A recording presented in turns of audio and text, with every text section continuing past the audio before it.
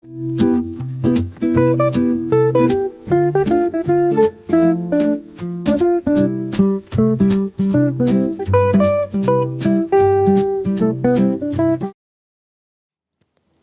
right, my name is Rich Schmidt. We're here with Anna Hanson. It's August 20th, 2025, and we're at Granville in Dundee.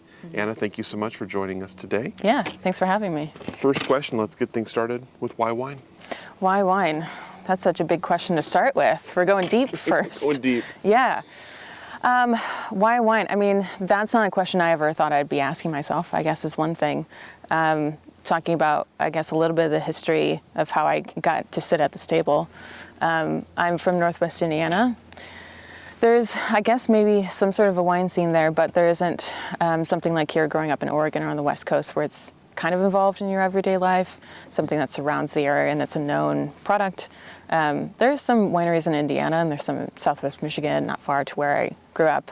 Remember taking my aunt to Southwest Michigan for her birthday and doing like the DD driving, all that stuff. But it wasn't something that my family ever had at the dining table, other than really my aunt with white Zinfandel, which I don't think the same thing that we work with, to say the least. But it all got introduced to me by later in life, when I was over 21, and I'm still not a big drinker, and I never really was. But I had a really good friend that I worked with at a previous job, and her cousin opened up a wine bar in my hometown, which is actually a pretty big deal. It started as a small thing. It was one of those, if you've ever seen the wine boxes with the card and it like dispenses wine by the ounce. So it was kind of one of those like niche ideas. But at the time it was just going to be a part-time thing for me. Because I used to do this actually. Right out of high school I used to be a photojournalist and a videographer for my local media company. And I was starting to transition into more of a advertising in-house operation, and that was going to be kind of fulfilling the rest of my time. All that to say, I just didn't realize that I'd find it so interesting. But I think coming from something like this that we're doing right now, there's so much more to wine than just the product. And I really honestly credit Michelle, who I worked for at that bar, who opened my eyes to what wine is. It's not just a consuming thing, but it's a historical thing. It's a place, it's a sense, it's a people. And I guess that got me really excited. As another avenue to talk to people and understand where things come from, this is a big portion of it. And that led into everything, me coming to Oregon. But why wine? I guess it's because of everything goes into it. Maybe the romanticism of being in a place like this, the farming aspect of how things get made, but also wine is such a emotional subject in a way. It brings people together. It gets people, I guess, not comfortable because you're drinking it, but it's always like a gift that you bring someone. It's like a celebratory thing. It's something you can share. And for me, wine has always been about that for the most part. I always want to find the most interesting bottle, maybe not due to the technicalities of it, but everything else that becomes that thing. And that's where I kind of got my interest, essentially. But I've been lucky to be able to do this coming from a small town in Indiana. I never realized I'd travel the world and or be sitting here in Oregon. So it's been a fun ride, essentially. It's a big answer to a short question, but... They usually are. Yeah, I'm sure. So tell me about, you mentioned kind of first career. Let's talk about that. Tell me how that came to be something that you were excited about. Yeah. So I was lucky in high school, I guess. I'd always been interested in movies, film, TV, music. I'm a big media person. And always knew that I wanted to my dream job would be working in film, being a cinematographer, a director, and that's really high aspirations. But at the end of high school, there was a career center that offered a media component as a part of the education. And so I was lucky to take advantage of that for a couple years. And did football live broadcasts, short stories, learned editing, all the sort of basic things in high school still, which was really great. And after I graduated high school, I had intentions to go to art school, the Art School of the Art Institute of Chicago or Columbia or kind of those media schools in Chicago, because I grew up an hour away, so it was really close for me to get there. And I thought my life was going to lead me into living in the big city, going to Chicago, working in the industry, because actually Chicago now has a pretty big film industry. It was starting to grow back then, but now it's pretty serious. And right after high school, I was just nervous about college and the money coming with loans and things like that. And that was definitely during the era where you took this really big loan without blinking. And even back then, $100,000 Columbia University degree was really scary. So I had been hesitant. I worked for my uncle during the summer at his business. And then my teacher at that media school knew the owner of this media company I applied to, and kind of talked to him and got me my foot in the door of doing some reporting. It started small, like a couple things a week, and then quickly kind of went into being the in-house videographer, doing a lot of reporting all over the place. It's mostly Northwest Indiana, but sometimes I did a lot of high school graduations, so I do like 5 graduations a day. I do a lot of football games, basketball games, college games, political things, fundraisers, just all stuff. And that was 5 years. And that was really great to be able to do that without, like, I guess that sort of barrier entry of school, but real life sort of work. And I look back on that because I was lucky to do it, you know, and to have the avenue to talk with people, because I just love talking with people. And I think I've met you before and told you how cool this is, because this is something that, like, I would love to do, just to understand who is sitting in front of me, you know? But after about 5 years, I got a little burnt out. I mean, it was kind of all the time, every day in the car for hours, driving to the next place, doing multiple events in a day, sort of thing. And that's what led me into a friend that I worked with at that business. He went into a marketing, advertising sort of in-house thing.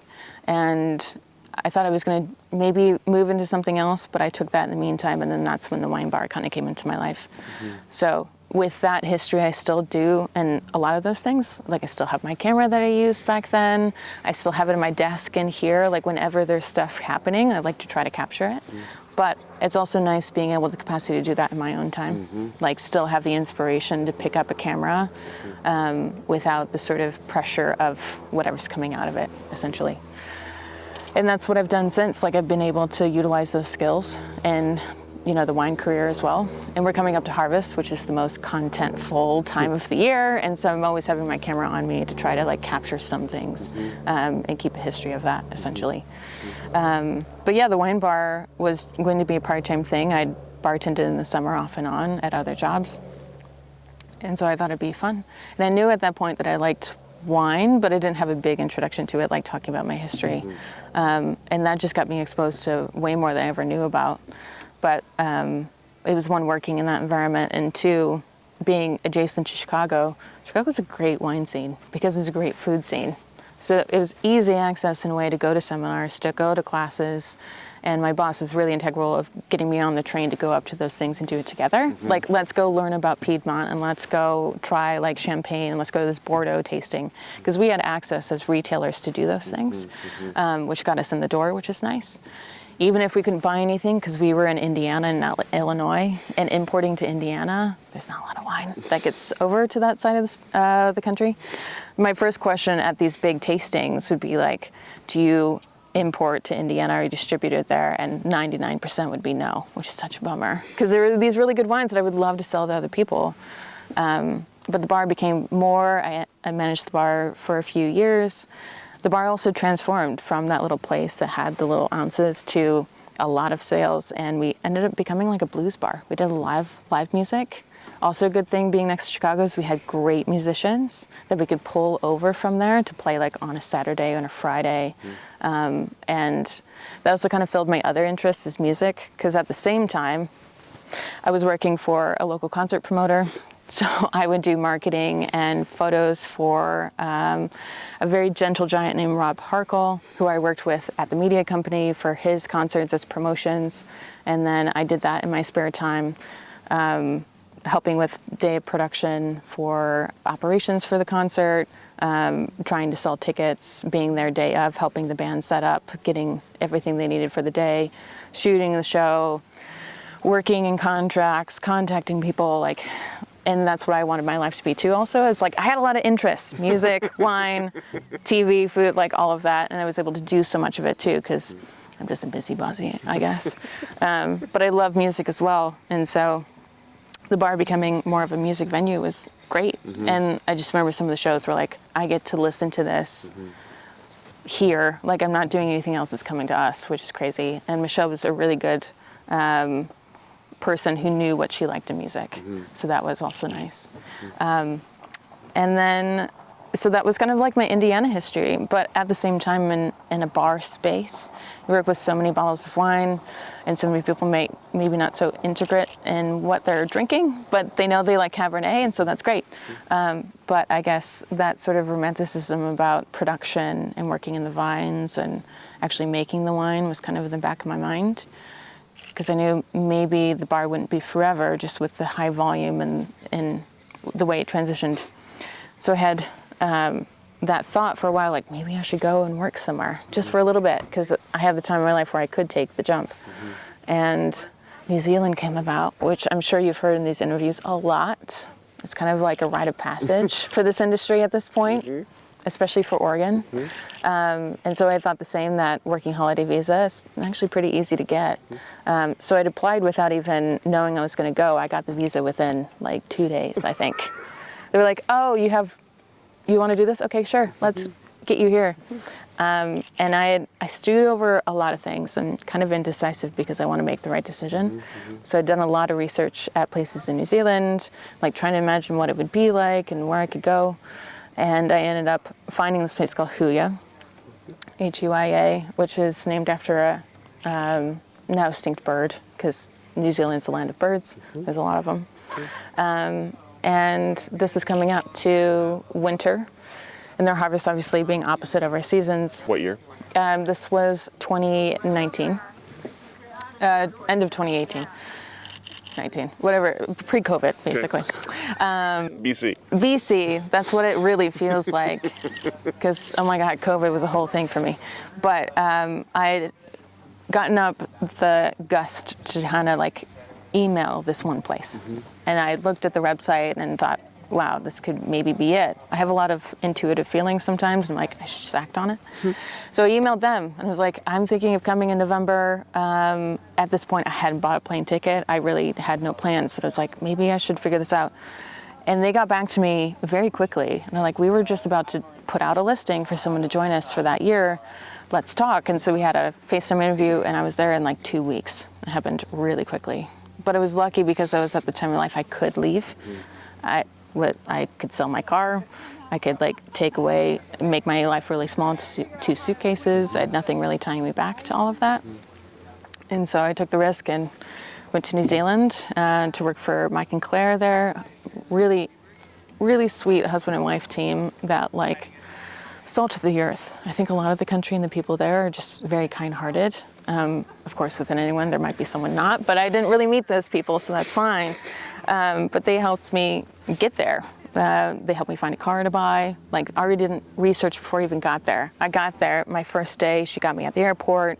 When they found me a place to live, went to that house, had lunch. The next morning, we went to the farmer's market, and Mike was like, here's this list of cars, and I think this one's a good one, and maybe this one's a good one, but we should go test drive this together to see if you like it.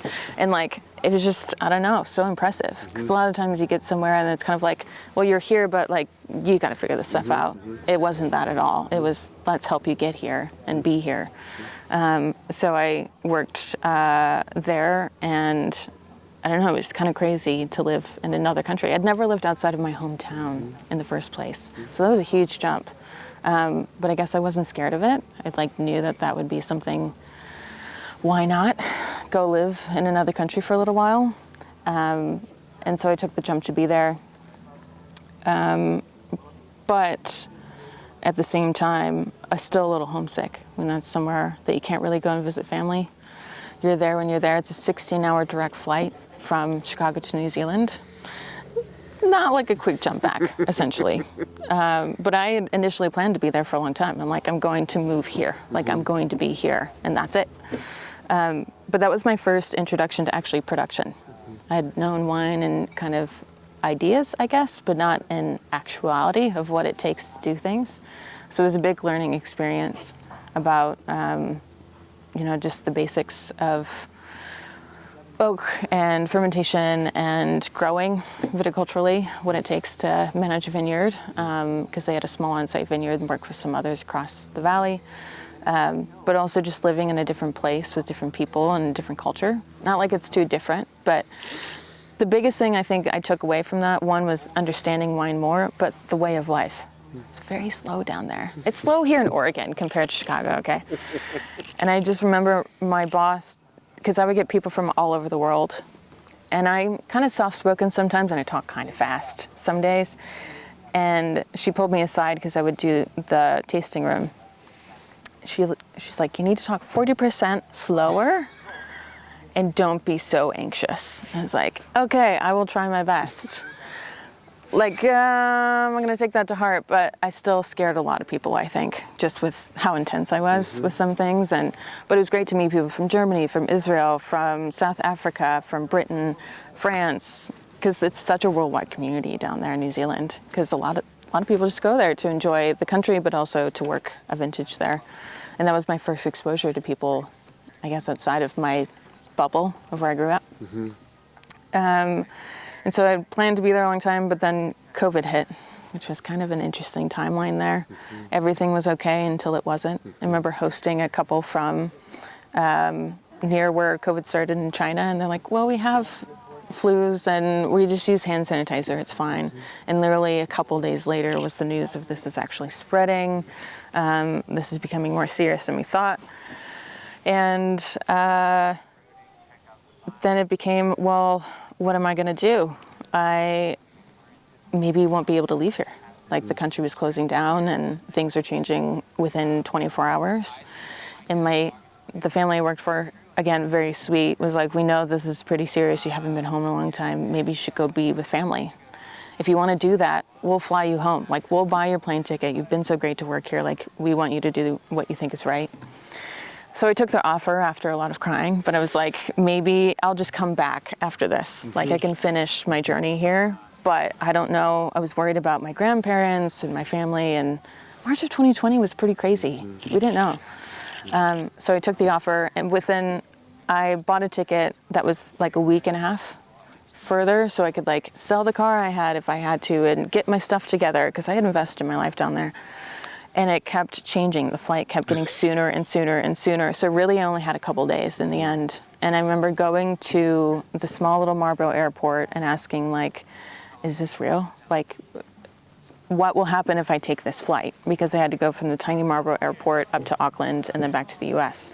And the flight attendant there was like, I don't think you should do this actually. Because if you go and the border's closing for that, just before you get to that flight, you might get stuck in Auckland, because they closed down for a month straight. You couldn't go anywhere.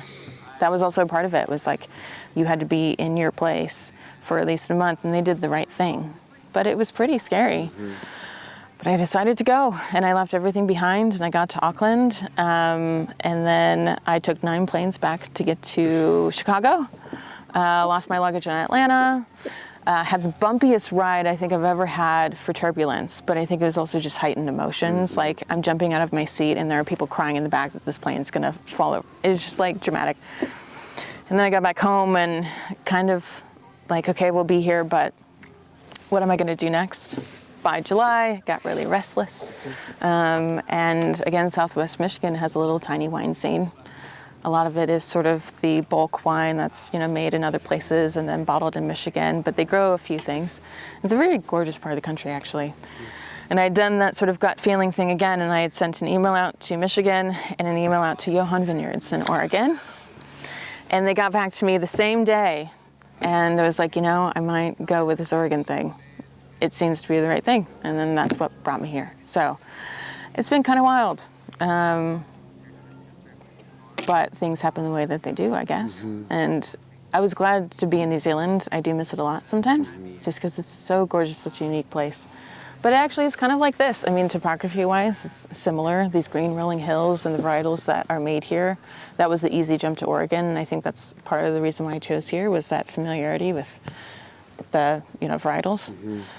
But Oregon had the same feeling that New Zealand did to me, of kind of this growing place that was still very approachable and humble, in the sense of, I've never really been, I guess, interested in Napa or California and Sonoma. because of the way I think about wine, I guess, of more of, that sort of sense of place and how it's made than prestige. And that's kind of what New Zealand felt like. It's a very young industry, but true people making their wine. Obviously, there's big things there. Louis Vuitton owns places. There's money down there, to say the least. There's vanity projects. But there's also the couple I worked for started Huia in the 90s, really early on, and have been doing it as a husband and wife team with their family for that long. And because they loved what they did, and that was kind of it. So Oregon had that feeling to me in the sense of the West Coast combination. And Washington probably would be great too, but also different varietals. So it's like, maybe Oregon's there. Again, did a lot of research. Johan really interested me because of what Huia interested me too, was organic farming, biodynamic practices, true sense of place in what they're doing and trying to better what they're doing in the sense of the farming and what they're doing in production. So organic farming, pre me even going to New Zealand, really interested me because of the way of, I guess organic has that sort of mindset of we're trying to do the best of what the world is giving us, and we just want to help with that and make it better, essentially, I guess in some ways.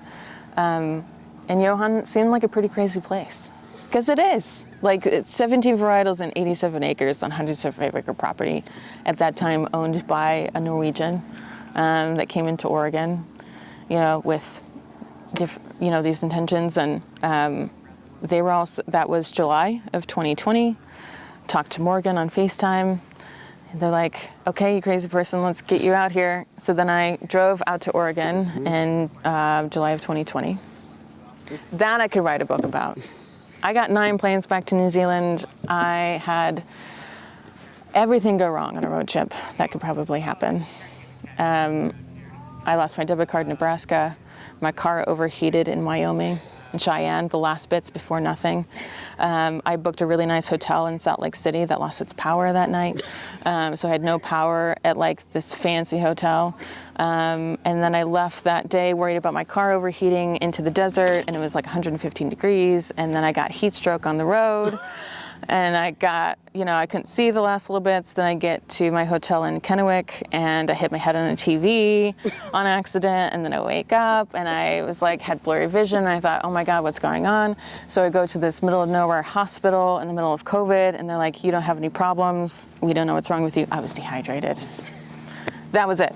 But then they had asked me, and weirdly enough, do you feel okay to leave? You can stay longer if you don't feel okay. And I was like, I feel okay. I guess I'll just spend the night here at this, hotel on the road. Come to figure out later, because my aunt's a nurse and did research, that was a mental hospital. Someone got institutionalized on accident. If I had said yes, I would have been in a psych hold, because they thought I was crazy. They're like, what do you mean you can't see? There's nothing wrong with you. What's going on? So that was fun. And then I got to Oregon, and Morgan was kind enough to let me stay at her home. Did not tell me she was also 7 months pregnant. So I was very freaked out that I'd done this whole journey during the height of COVID.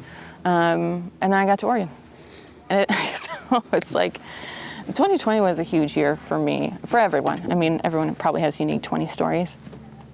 Feels like forever ago. And then get to Oregon, and my first vintage here is the wildfire vintage, which was a learning experience. I'd never dealt with wildfires in the Midwest. We deal with everything else.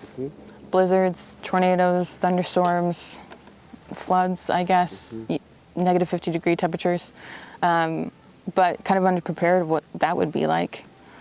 That was also chaotic that day the smoke came in, because I remember it's a day like this. It was beautiful blue skies. Down at Johan, it's in the Van Duzer corridor.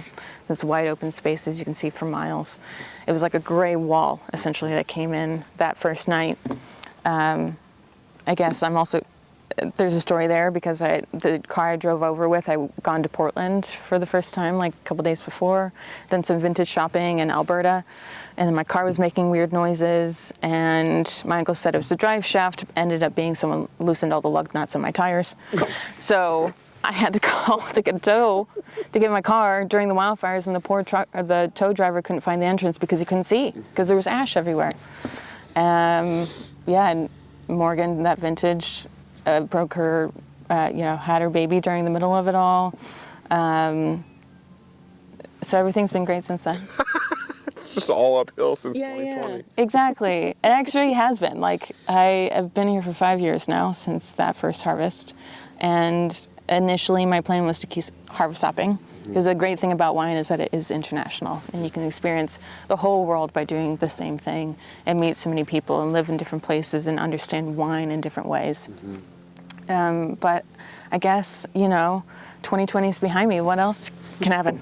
And it felt good to stay. And I've been in McMinnville, which, as you guys come from, is a great little town. And this industry has surprised me in the sense of how much I enjoy being here and how connected it is. And, all the great producers that are here, and just feels like the right place of where I want to continue in the wine industry. I guess there's always the future of maybe doing a little time in another country. I think that'd be awesome, just to keep learning and maybe get outside the Oregon bubble a little bit and come back with new knowledge. But for now, I think, things happen the way that they do.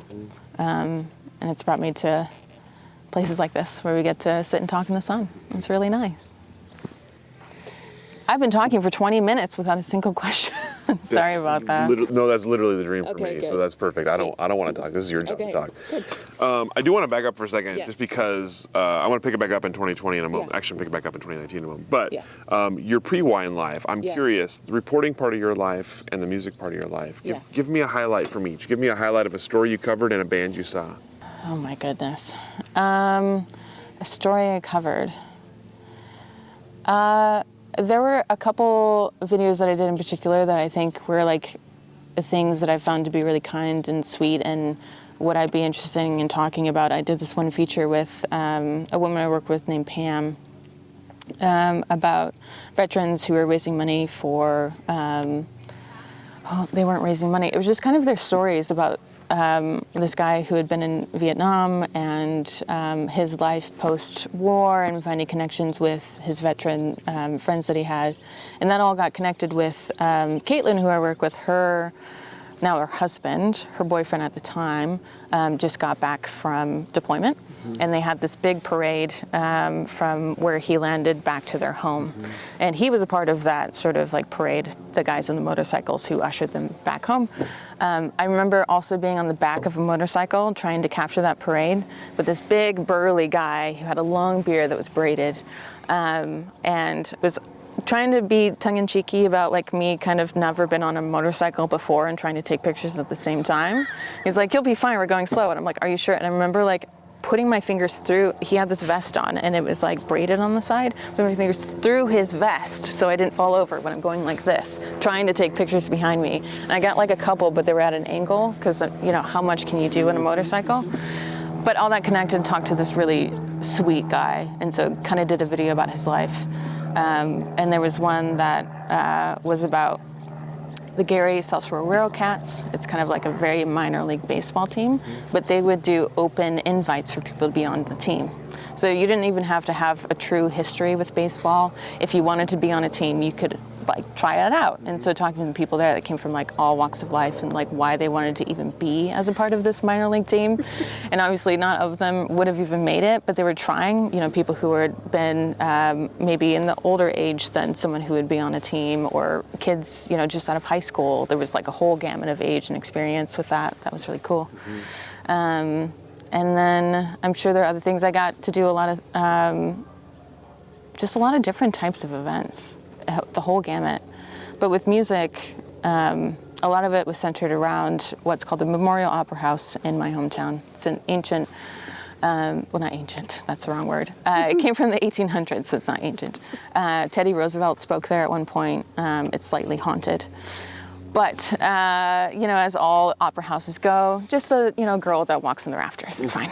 But I got connected with, like I said earlier, Rob, who used me at the media company to write articles about his show. So I would interview the artists before they got into town, kind of a feature story about who would be playing as sort of a marketing thing. And then he'd help me for the shows to take photos. And just working with him, and he's a guy that doesn't do this in his full time. He does this because he loves the bands that he's booking, and he wants to have this really for his friends and for the people in the town to have good music.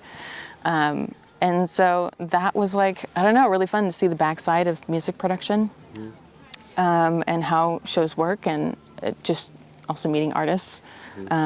At my media job, I did bigger shows. I like the contrast to the people we would have at the Opera House, who were just very, like, genuinely great people for the most part. Maybe one or two bad apples, but like mostly really great.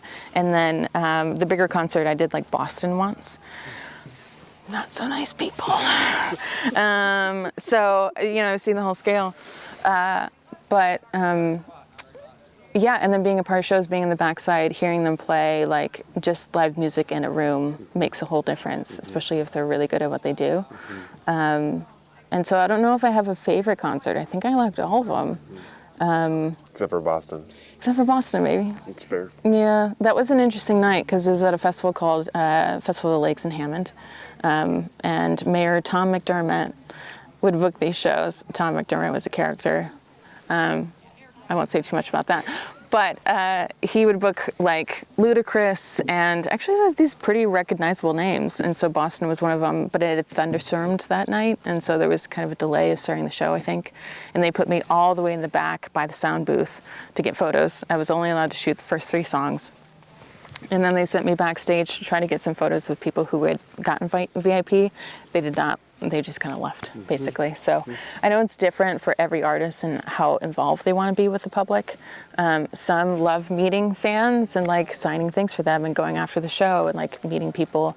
And some maybe just don't want to, and that's totally fine. Like save your energy for other things. But in some ways, also that's in the back of my mind. Like I would love to be able to be involved in live music and production again, just because I enjoy concerts so much. That's like something I love as a part of an experience of music in general. Try to do concerts as much as I can up in Portland.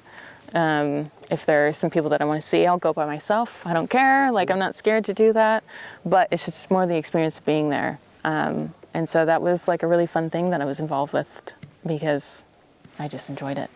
But I guess those two things kind of went together, the reporting and the music. Maybe not directly, but that's how they got connected. And I think it was just lucky that I was 18 and had a camera on me and I was able to talk to people. Like they sent me to doctors' galas and things like that, and I was so green. But you got to start somewhere, I remember going to a doctor's gala, this like hospital fundraiser, and talking to the new, I think, CEO of the hospital. And I had kind of been like trying to search for the right questions to ask him. And I had asked him like, are you nervous? And he's like, no, I'm not nervous. I'm a professional.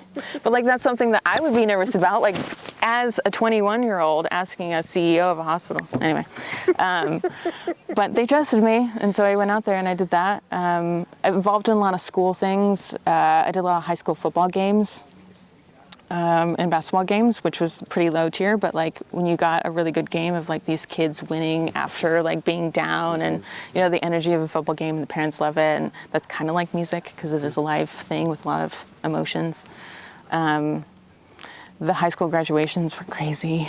Like I said, I did probably 8 or like 5 a day for weeks. So it kept me busy, which was nice. But yeah, some complicated parts in there too. Some not so great stories that I had to be involved with. And that's just life, really, also. But I guess I just remember the good ones than the bad ones. But yeah, it's just a pleasure to be able to try to tell people about what's going on in life. But I was not a good writer. I would say that. I was more better at photography and videography than I was writing an article. So I try to get myself more involved in those things than write-ups, for sure. But it's a lot of practice, and like I said earlier, still trying to do a little bit of this too, if I can, in this realm, documenting what goes on in places like this. Love that. It's a pretty cool first job. Yeah.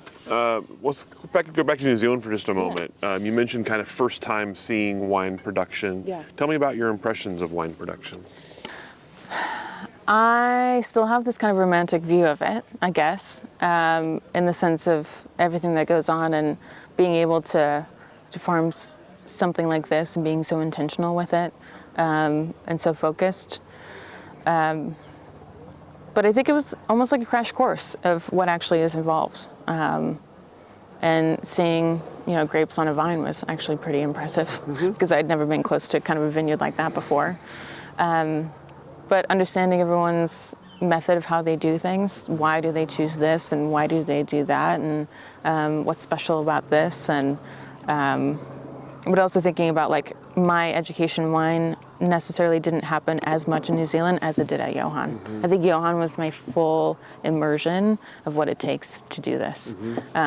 Because even in New Zealand, I was adjacent to it and I was able to experience it. It was kind of on the exterior, like I wasn't fully involved. But like Johan, it was a full year of experience of like seeing the beginnings to the end to production, and a much bigger operation in the sense of the vineyard itself. I mean, a lot of intentionality with the biodynamic way of thinking and what sprays do they use, how do they make decisions on pruning. The grafting process was also very integral to that vineyard. That was something new to me that I hadn't seen before. I was lucky at Johan also to do a little bit of animal husbandry stuff and help out with that, and using sheep and animals in a vineyard. And so I think that was my first like full, wow, this is really cool. Like I get to understand this more and more. And Morgan was so integral, like getting me to understand those things. Like she'd bring me into the cellar to help trial blends and like taste single barrels. Because there they do single varietal wines, but they also do intentional blending wines. So like single clones or a style of Pinot Noir. They do skin contact wines, they do pet nat, they do sparkling. The whole gamut of winemaking really. But trying each barrel and saying, this is a swan clone here, and this is that block, and this is how we do this, was like really eye-opening. So I love Morgan Beck. I don't know if she knows that, but I think it was very helpful to be in that environment for sure. But yeah, I think Oregon has been like where everything's clicked for me, basically. I think New Zealand was partially also like the experience of living in a different country, like the excitement of being somewhere else, being somewhere new, but also trying to understand like it's not a big culture clash, like I said earlier, but things are just done slightly differently down there. So it's experiencing the world in a different view. So I had a lot of fun down there, but when it comes to like actually understanding production, it would be here for me. Yeah. And Johan was a big part of that. But then also working for Mike Etzel and Craig Critchlow at Sequitur was another aspect to the industry. Because if you think about Johan and its kind of niche and what they do in this industry, and then you have legacy at Beau Frere and Mike Etzel and his sons and what they've done to this industry in the sense of Pinot Noir, and what Sequitur is. If you're not familiar, it's a very small project that he started with a lot of clone diversity in 12 acres. So he's taken the aspect of Pinot Noir and diversified it within one space. And just the way he thinks about things. But that's been what I've been trying to search for, I guess, and understanding is working for winemakers who want to do this as a part of what their life, I guess, is like without pretension. Like they're doing it because they love what they do and they hope that people enjoy that. But there's nothing really outside of that inspiration. There is other things, but what I love about Oregon is that it seems to be real people doing real things. Not like every other wine industry wouldn't be that way, but there's not that big air of pretension, which is part of the industry that makes me a little abrasive. The sort of aspect of this is, this high-end bottle that was made by such and such at this place, and it's very exclusive, and only the upper echelon gets to experience this.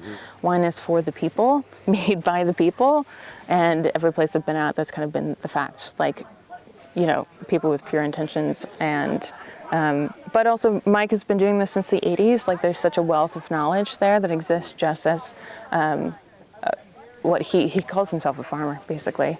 And when people would say like, oh, you make so great wine and you have such a great reputation, he's like, one, it's farming, and two, it's the people that make the wine too. It's not just one person. And so that was, for me, my first wine tasting I ever did in Oregon was at Beau Frere, outside of Johan.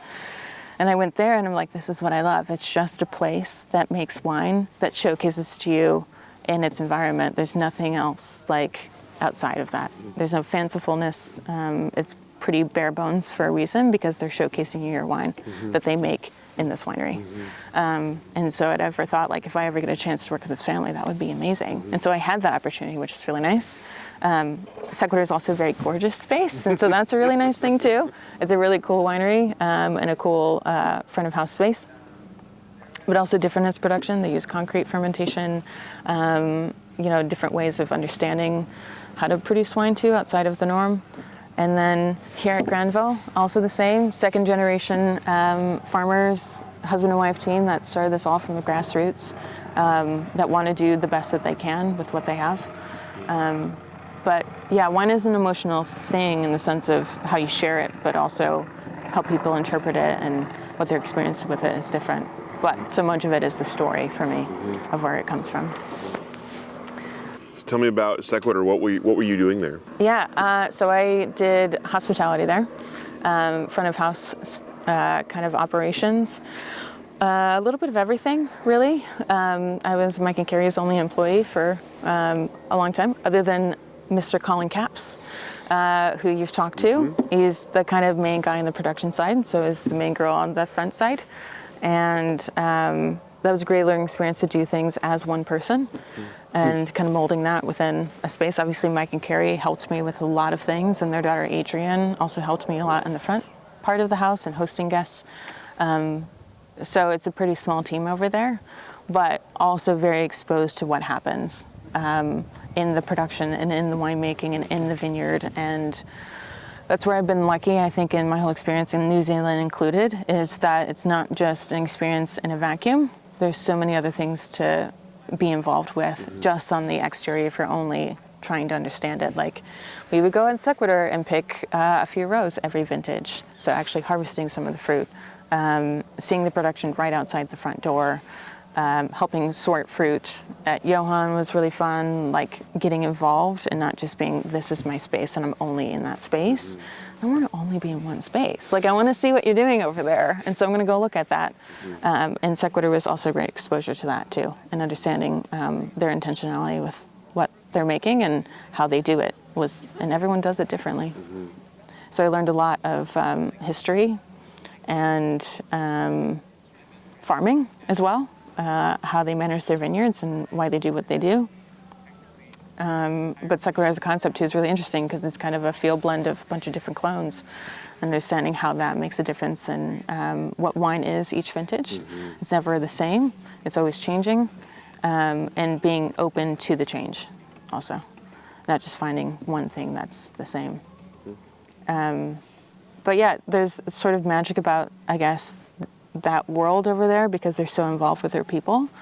Like eating dinner together, and Mike would come down with a bottle of, white Burgundy or this Barolo that he really likes, or whatever he has in the cellar, and have some cheese, and then Doug Tennell would come over and then drink and eat cheese together, or whatever friend he had that would come and hang out in the tasting room. Jerry would come over, and then his son was making beer in the back, so that was also a cool thing. But also understanding wine at a bigger scale too. Mike just loves wine, no matter if it's Oregon, but he has a lot of things that he's tried in his life, and also understanding that was a big thing too. So yeah, it was a really great time. I really loved it. So what brought you here? Granville, yeah. Well, I'm relatively new to this operation, but obviously it's very gorgeous. I had met Jackson and Ayla before, and what's great about here at the time is where we are in, August 20th. Is they started this, like I mentioned, with very humble beginnings. They basically had other jobs while they were starting this brand, and now all of this entailed. But it's an exciting thing to be part of when someone is at the base of what they could be doing in the future. There's a lot of growth here and exciting things happening for the future, but also working for homegrown talent out of Oregon is nice. People who grew up in this industry, who also want to further this industry with what they're doing and move it all together, and be a part of the team here. That's really great. And a different learning experience. That's what it all comes down to me, is like, how can I experience something different to make my understanding better? And what these guys are too is also farmers. Jackson's a wealth of knowledge about vineyards, to say the least, and what he, thinks is the best thing in a really humble way of understanding. He lives a powerhouse on the business side of things. But there's so much I've already learned from Jackson too, in my short time. And that's also been a part of the introduction to Granville, is understanding not just what we do on, hosting guests, but why do they pick the vineyards that they do? How are they farming this site that Jackson grew up with? And what makes Oregon special, and these guys have seen it grow their whole lives. And it's exciting to be a part of like a homegrown team of like true Oregon, essentially. Yeah. So it's been real fun. Jake and I are on the front-facing side, but, as a small team too, hoping to get more involved in the back-end things as well, and just be around it and see what they do. Because harvest is coming up fast, and there's nothing to more understand about a place than during that time of the year. What is their intentionality with fermentation, their barrel selections, their hopes for, what this wine will become, maybe stylistically, but also intentionally, of the vintage. That gets me really excited, because I get to ask questions, I get to see it happen, because that's the story part of it all. It's like, nothing really clicks more than seeing it done, essentially. So, yeah, it feels great. And this is kind of like a know if you know place too. Like, it's growing with how people know it, but it's exciting to be on this kind of side of people who are doing what they want to be doing, and then more people will follow, essentially. You've talked about story a few times, so tell me about the story from your perspective. What appeals to you about wine stories, and how do you sort of translate that for guests? Yeah, I think a lot of it is context, history, and the people. For me, I guess I'm not so much a science brain, and I think those things can connect, but it's the choices that you make and how it became what it is and where it is now.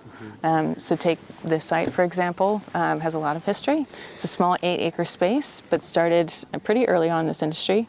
Jackson's dad farmed this, now he's farming it with his own style of how he does things that makes a wine from the place that we're at. Like, seeing these grapes in its environment is a big deal. But grapes are so reflective on not just how they're farmed, but where they are. How does this make a difference between here in Dundee and like Eola, and the space and the climate? The situation of the growing season makes a huge change. How do they become what they are based off of certain factors? And then that's the vineyard side, but also the person side. How do they interpret that, and what do they want out of that? And I think I've so far worked with people who feel the vineyard is the forefront idea of a wine. Farming is first, and so those two things have to connect together. In the sense of how their wine turns out to be. It is so much of where it comes from, and trying to mold it the best that they can from what they're already getting out of the vineyard. But how does that person get to where they are? Why do they do winemaking? Why are we all here? Like, why is Oregon a wine country? That's, I think, understanding we host people from all over the country and sometimes the world, and they're only here for maybe a short amount of time. But so much of it is a very thematic thing in my mind. Like, you could write a whole, book about what everyone does, and you guys are literally doing that. Because I think it's just all based off of, people, place, time, where we are in the world right now, where it has been. It all leads up to one thing that you enjoy, and it tastes really nice, and that's great, and I love that you enjoy it, but how did it get there? And why is it like that? That is what interests me the most. The context, the background, and also just liking where people come from and hearing how they are means a lot to what they do also. Why do they make what they make? Why do they only focus on this? Why did they do that? They had a decision to make at one point, but what influenced that decision? And I think it's cool finding the science aspect of the farming and the production, the wine thing, but I think that all comes down to other basic needs. But if you think about stories and music, it all has I don't know, a thematic element. Wine's the same for me. And I think that's really cool. So tell me about the front-facing part of your work, and tell me about who's coming here. What are they seeking, and what do you need to do to deliver? I guess what is the most important thing for you to connect with people who are buying wine here? Yeah, in the sense of, I guess, letting people try wine within a 1.5 hour segment. There's a lot of things to go over, to say the least. But I think the cool thing about Oregon, and maybe this is further context, but where we are in this industry at the moment, and what I feel like is a great thing, is that more and more people are understanding what wine is like here. I never really thought about Oregon much growing up, I guess I would say, from the Midwest. It wasn't really on my radar of places, because you have really big industries that have more prominence in a longer time of what they've been doing. Let's say Napa, for example. So you think of American wine, you think of Napa Cabernet. I really think, for the most part, that's kind of the crux. But Oregon is like this hidden gem. And so having people understand that and be excited about that is really great, because we make really great wines here, and it's a really good environment to grow it, and there's such hard work being done here. But people have to follow through. They have to be here to see that, and also tell their friends, but experience it for themselves. And being here at Granville, where that is really down to the brass tacks of how this industry started. There's just a few people that took the risk on doing this in the first place, and now their sons, their daughters, their kids are like furring this on to the next generation, and will become bigger and bigger. But also the sort of down-to-earth feeling that Oregon has of what we're doing. But also understanding Pinot Noir, understanding Pinot and Chardonnay, and how difficult it is actually to be doing this, and how those decisions really do make a difference in the end. And why we do what we do is a big part of it too. It's great that people get to take these bottles home with them and share them and have them at dinner and tell these stories, and I think that's a continuation of the sort of like story part of it all. But for people to recognize that this is a pretty serious place for wine. And wine also just isn't you have to drink for the alcohol part of it. In controversial opinion, I wish wine didn't have alcohol. Like, it would be great if it was just a product. I think a lot of people maybe approach wine that way, and maybe not know the ins and outs of it all. So I guess my hope is that I further their understanding of what wine is, how it's made, where it comes from, and what people should be thinking about when they're buying a bottle of wine. And the intentionality of finding the right producers that match their flavor profile, what they want to be enjoying. And so you find that, but within that, who are the people you want to support? Who are the things you want? Not necessarily that dollars are really important, but like, who do you want to have at your house? Like, what are the things that you want to share with people? And I think at the core, there's some people who want wine with prestige. Not to say that this doesn't have prestige, and aspects to it, but people like to support people who are doing the right thing, I guess. And that's where the wine industry is changing, I think, a little bit. Not so much, you should buy this because we think it's good, but why should I buy this? Like, what am I supporting by buying this wine? And I think that's where that sort of controversy of like, the younger generation isn't drinking anymore, and we're not buying the wines, we're not collecting. People might not be collecting, but they're very specifically buying things that they want to have. And so maybe that's not in high volume, but they're searching out places like this to support people, the little guys, I guess, of the industry, that maybe they can only get while they're here on vacation for a little bit of time. But they get that exposure of being in the place too, which is really nice. And I want to support that. Like, when I go and try to find a bottle of wine, I want something like interesting. Did this come from Essex in England, from a little guy who's doing sparkling wine in his own time, or is it from Mount Etna, where the volcano explodes constantly and that makes the effect on the wine? Is it from a little island where it's in volcanic soil, or is it from a daughter of a Italian winemaker that's doing her own thing? There's also preference on taste, of course, but within that, there are the cool things that happen in the bottle too. So hopefully we get to tell people that while they're here visiting us for a short amount of time. It's a lot of things to go under, so try to keep it short. I talk a lot. But there's also this, like, what I love about doing this too, and versus like maybe a more casual bar experience, is that a lot of people enjoy being here also. They're coming to Oregon for the first time, or they've been here many times, trying to find something new. They're sitting here at a vineyard on a nice sunny day. You've got Mount Hood in front of you. You're looking at, the whole valley in front of us. So that's a big sense of place. But then also having wine that's,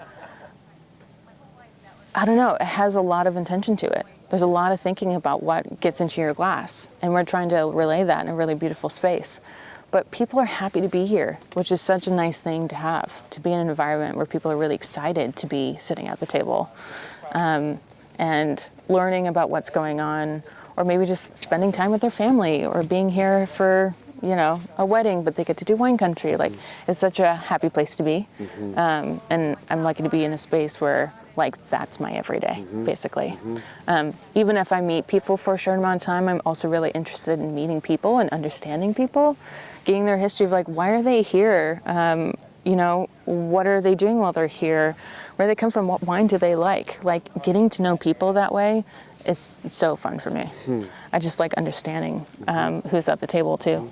And then meeting them at their level, but also like being able to showcase what we can to what we get to experience all the time. Like, we're pretty lucky to do this. We're working in boutique farming that takes a lot of hard work and live in beautiful places and do this job that not, I guess, everyone has access to.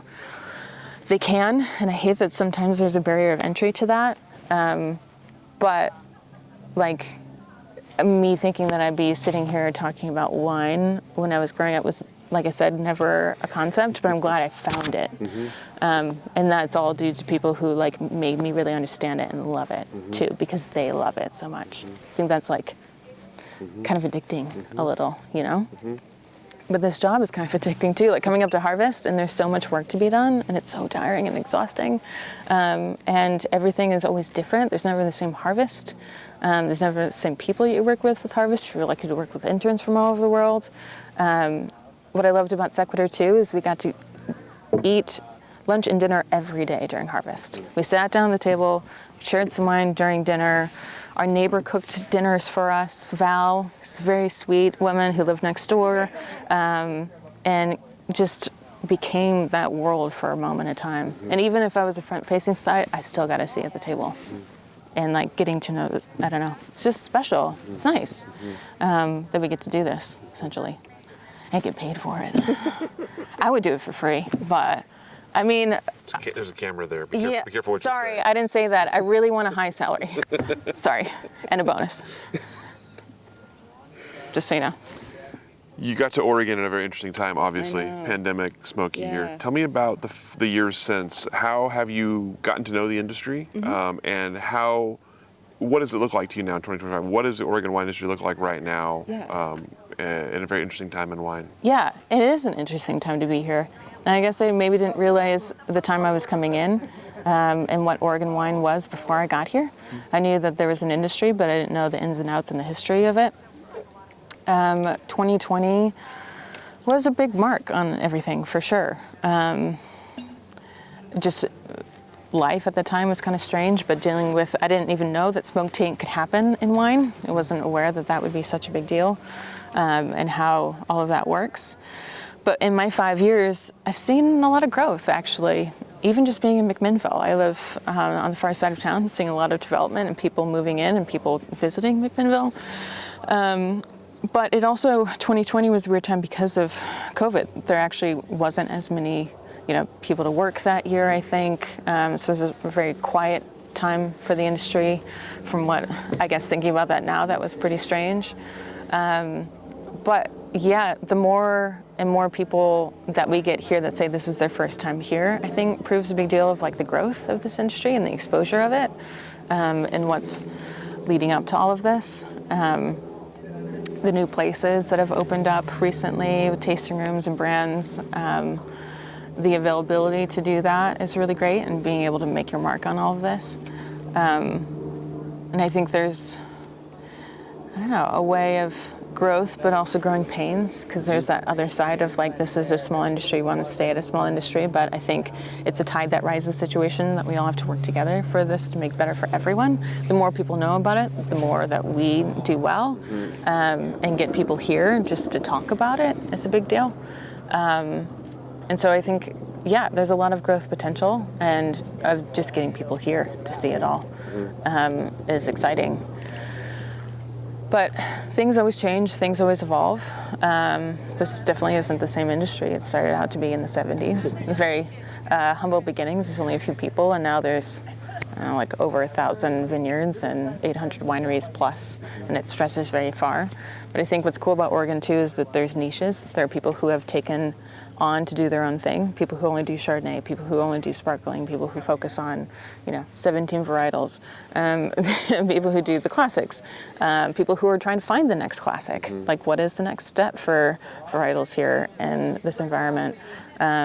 What is the next phase of experiences here also? So the more things stay the same, the more things change, and I think it'll keep changing. But there's this culture of like, Oregon is Oregon, and we have that in mind too. And try not to, I guess, be too big for our britches. I think what people like is that it is approachable, and that it is something that everyone can enjoy. And hopefully we'll keep that in a certain way. But it is hard to make wine, and we've got to do the right thing for us as well. So I guess I don't know where it'll go, but like, I'm hoping that the ride will be great and that it keeps being good, and I think it will. You just got to find the places that work best for you, what you're interested in. Everyone has the capacity to do that, I think. Yeah. What about looking ahead for yourself a little bit? You obviously mentioned, foreign travel was something you'd like to try again. I think so. What else is sort of on your horizon? Anything else what have you not done that you want to do? Good question. I don't know if there's anything that I haven't done that I want to do.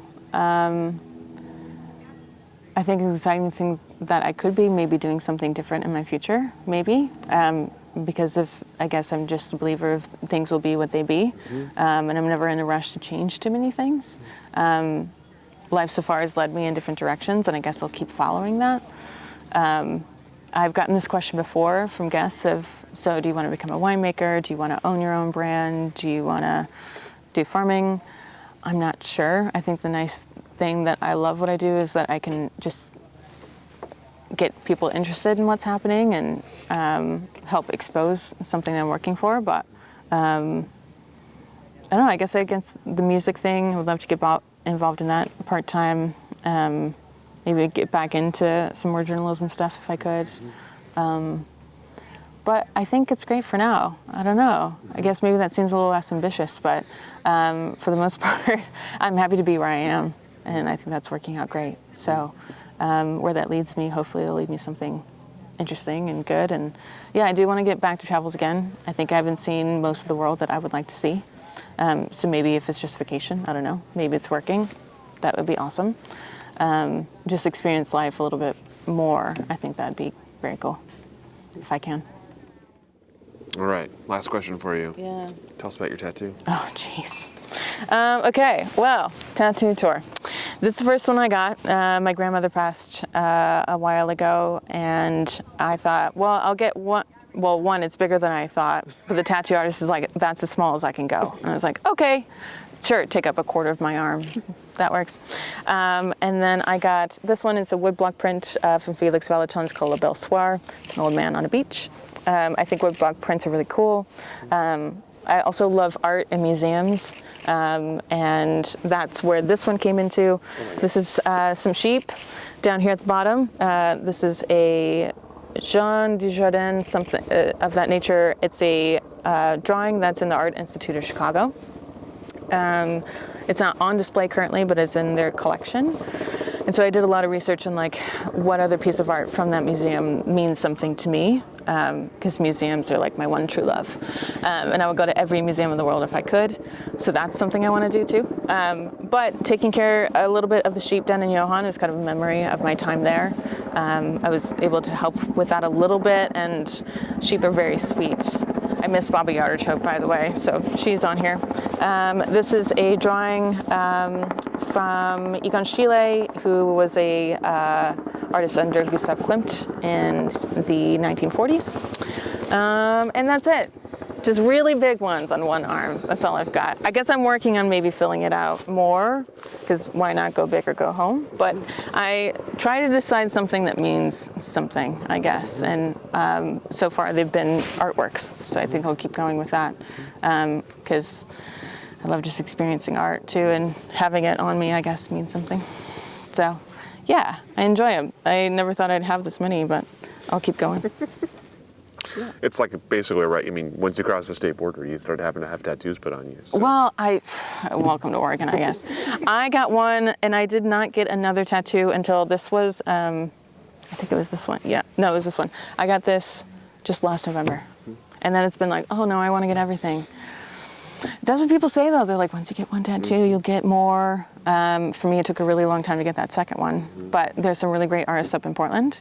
And so I try to find the right artist for the right piece of artwork and make sure that that works for everyone. And that's the cool thing about being adjacent to a cool city like Portland. It's a very big art scene, there's a cool music scene, there's a great food scene, only just an hour away. But also just being in Oregon in general, the ocean so close, Mount Hood so close, everything about the nature here. Realized I liked living in countrysides. Even though I do love cities, I think there's just like a calmness about being here that I really love, and I love nature in general. So I guess that ties into what this is too. Like I knew I loved being outdoors and like the calmness that comes with nature, and this is actually working with nature in a way too, which is nice. That I think is a part of it all too. Yeah. Fantastic. All the questions I have for you. Cool. Anything I didn't ask that I should have? Anything we didn't talk about today that you wanted to talk about? Oh, I don't know. I think that's a lot of conversation. Hopefully that clears your intentions. More than, yes. More than enough. You okay, great. You definitely covered it, but there's always room for more if you want. Yeah. So. Well, I don't know. I think one part of this industry too that I love is just the people and the connectivity of it all. The way that, there's a lot of respect for what everyone does here, and I think that's a big part of the community. That's a part of this industry too. Not just what we do, but the people surrounding it is a nice part of it all. But yeah, no, I'm lucky to be here, so it's good. Fantastic. Well, thank you so much for Yeah. taking the time to share your story with us today. No worries. Thank you for sharing in Granville with us today. This is Yeah.